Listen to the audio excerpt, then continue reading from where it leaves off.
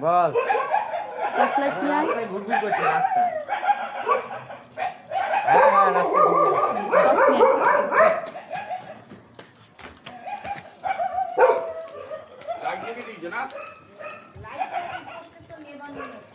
দাঁড়া একভাবে রাখ। টর্চটা নিবা দে। ফটো তুলো কারা এরা? ফটো তুলো না এখানে তোলো। দাঁড়া, কারো মুখে মারবি না, রাখ। মুখে মারবি না।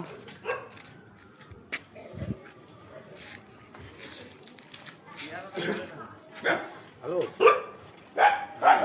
বলছি সকালবেলায় কতগুলো ঝান্ডা লাগিয়ে তো।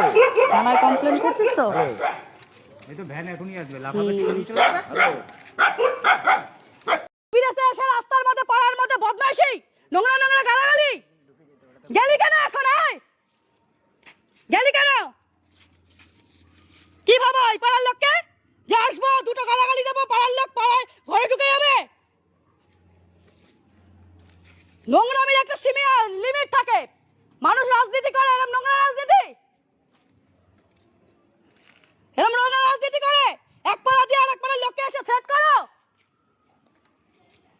কারোর বাড়ি রিপ্লেট দিতে যাবো, তার বাড়ি গিয়ে থ্রেট করবে যে তোমার লিস্টে নাম উঠে গেছে। আজকে মানুষকে ইয়ে করছে, মিলে গেছে, বাড়িতে ঝান্ডা লাগিয়েছি আমরা, ওকে থ্রেট প্রচার আমরা করবো, আর একটা পার্টির প্রচার তারা করবে। পাড়ার মধ্যে এসে মস্তানি মারছো।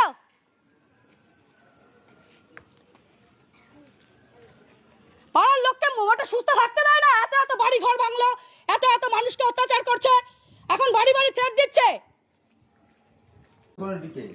দেখুন পুরো এলাকার কারেন্ট অফ করে দিয়েছে, পুরো এলাকার কারেন্ট অফ করে দিয়েছে।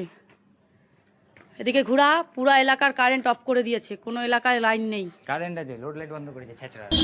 হালিশহর পৌরসভা 10 নম্বর ওয়ার্ডের গতকাল রাত্রে ভয়াবহ অভিজ্ঞতা তুলে ধরলেন কুণ্ডু দম্পতি। হঠাৎ রাত্রে দেখা যায় কিছু তৃণমূল দুষ্কৃতী সেই ওয়ার্ডে আসে এবং বিজেপি পতাকা খুলতে আরম্ভ করে। তারপরেই পম্পা কুণ্ডু, যিনি বিজেপি সমর্থক, তিনি বেরিয়ে আসে এবং তিনি তাদের তেড়ে যান। তারপর তারা লোডশেডিং করে দেয় বলে অভিযোগ করেন। কুণ্ডু দম্পতি বলেন, পুলিশকে জানিয়ে কোনো লাভ নেই, পুলিশ তৃণমূলের দলদাস হয়ে এখনও কাজ করছে। পোস্টে এরকম রামের ধ্বজা লাগিয়েছিলাম, তো দিনের বেলায় লাগিয়েছি, ওরা বিকেলবেলায় সব ধ্বজা খুলে ফেলেছে। খুলে ফেলে সন্ধ্যাবেলায় আবার কোনা মোড়ে গিয়ে দেখছি ওরাই রামের ধ্বজা নিয়ে মিছিলে হাঁটছে। তো একটা ঠাকুরের ঝান্ডা ওরা সেটাও লাগাতে দেয় না। আমরা যে মানুষের বাড়িতে বাড়িতে গিয়ে জনসংযোগ করব সেটাও করতে দেয় না। মানে মূলত তৃণমূল বলছে যে আমরাই লাগাবো, বিজেপির লাগাবো না, না, এইটাই। আমরা করোনার সময় যদি চাল ডাল নুনও বাড়িতে দিতে যেতাম সেটাও দিতে দিত না। ওরকম বাইক নিয়ে এসে ওরা ঝামেলা করে, মানে তাড়া করে।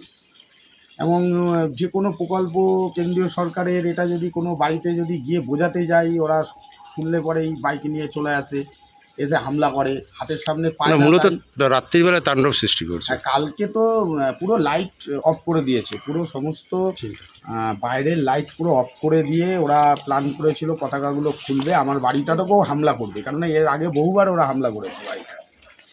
তো তারপর ডকুমেন্টসও আছে ওদের এগেনস্টে, আমার কেসও করা আছে, কোর্টের কেসের পেপারস চাইলেও আমি দিতে পারি। আর প্লাস এই যে প্রতিটা চিহ্ন এখনও রয়েছে, যারা ভাঙচুর করেছে পুরো এখানে কাঁচ লাগানো ছিল, সব কিছু ভালো। এবার ওরা লাইট নিভিয়ে সেটাকে যখন আমরা টর্চ মারি, ওরা 2-1 জন পালিয়ে যায়। পালিয়ে গিয়ে ওরা 7-8টা বাইক, প্রতিটা বাইকে 3-4 জন করে, অন্ধকারে ওদের কাছে কী ছিল জানি না, তবে আমাকে অ্যাটাক করেছিল। যদি আমাকে ধরতে পারতো হয়তো সৈকত ভাওয়ালের মতো আমাকে স্পট মেরে ফেলতো। হালিশহরের সৈকত ভাওয়ালের প্রচণ্ড আতঙ্কে আছেন তো? প্রচণ্ড, মানে শুধু আমি আতঙ্কে না, পরিবার। এই পরিবেশে দেখুন, এই যে আপনারা এসছেন, দেখেন অন্যান্য পাড়ায় কেউ আসলে পরে দেখবেন জানলা খোলে, দরজা খোলে, এখানে মানে এতটাই এরা আতঙ্কিত, আপনি চিন্তার বাইরে। যে দিনের পর দিন তো এটা করতে পারে না, তো প্রশাসনকে জানিয়ে কী হবে? প্রশাসন তো কোনো ব্যবস্থাই নিচ্ছে না ওদের এগেনস্টে। মানে যারা প্রতিবার ভাঙচুর করছে, ক্যামেরা ফুটেজেও দেখা যাচ্ছে, তাদের একজনকেও যদি অ্যারেস্ট করতো, 2 মাসের জন্যও যদি জেলে রাখতো, তাও তো এটা একটা আতঙ্ক হতো। প্রশাসন তো কোনো স্টেপই নেয় না। কালকে হঠাৎ দেখছি এই 10টা এরকম টাইমে প্রচুর বাইক গেছে, আর আমার হাজব্যান্ড ওখানে দাঁড়িয়েছিল, তাকে রীতিমতো মেরে ফেলার মতোই অবস্থায় ছিল। যদি তাকে পেতো হাতের সামনে হয়তো তারা মেরেই দিত।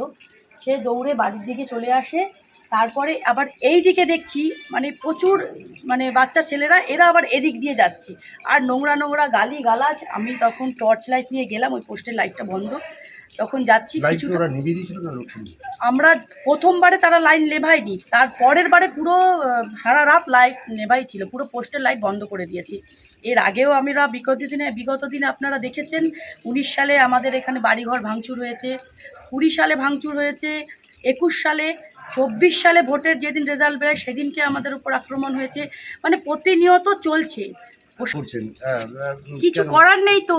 মানে পাড়ার বাড়ি বাড়িতে গিয়ে থ্রেট দেয়, এই একটা ঝান্ডা লাগাচ্ছি সেই বাড়িতে তাদেরকে বলছে এই খুলে ফেল, এই কর। আবার কারো বাড়ি রিপ্লেট দিতে যাচ্ছি, তাদের বাড়িতে গিয়ে তাদেরকে হুমকি দিচ্ছে, তোদের লিস্টে নাম উঠে যাচ্ছে। আমাদের কাছে তো তারা বলছে এই ব্যাপারগুলো যে দেখো এরকম তোমরা আসছো, তারপরে মানে একটা আতঙ্ক সৃষ্টি করে দিচ্ছে মানুষের ভেতর, যাতে কেউ কারোর সঙ্গে না মেলামেশা করে, কেউ কাউকে যে এইগুলো ঘটছে বলতে না পারে। আর নোংরা নোংরা গালি গালাজ, মানে এর তো কোনো মানে চূড়ান্ত পর্যায়ে গেছে। মা বোন মানে না, ছোট ছোট বাচ্চাদের পাঠায়, তারা নোংরা নোংরা গালিগালাজ করে। এটা হালিশহর 10 নম্বর। এই বিষয়ে বীজপুরের বিজেপি প্রার্থী সুদীপ্ত দাস বলেন, খবর পাওয়ার সঙ্গে সঙ্গে আমরা এখানে চলে এসেছি। আমরা নিজেরা রাত্রিবেলা আমি এবং আমাদের মন্ডল প্রেসিডেন্ট রাজুদা আমরা প্রত্যেকে আমরা এখানে চলে এসেছি। এটাই আমরা বলতে চাইছি, যেখানে কর্মী আক্রান্ত হবে সেখানে আমরা পৌঁছে যাব, আমি সরাসরি পৌঁছে যাব। তাতে যদি আমার একটু রক্ত ঝরবে, আমার কর্মীর রক্ত ঝরবে আর আমি ঘরে ঘুমাবো, এটা হবে না। আমার কর্মীর সাথে আমারও রক্ত ঝরবে, তাদের গায়ে আঘাত আসার আগে আমি তার সামনে নিজের শরীর পেতে দেবো, বুক পেতে দেবো। তৃণমূলের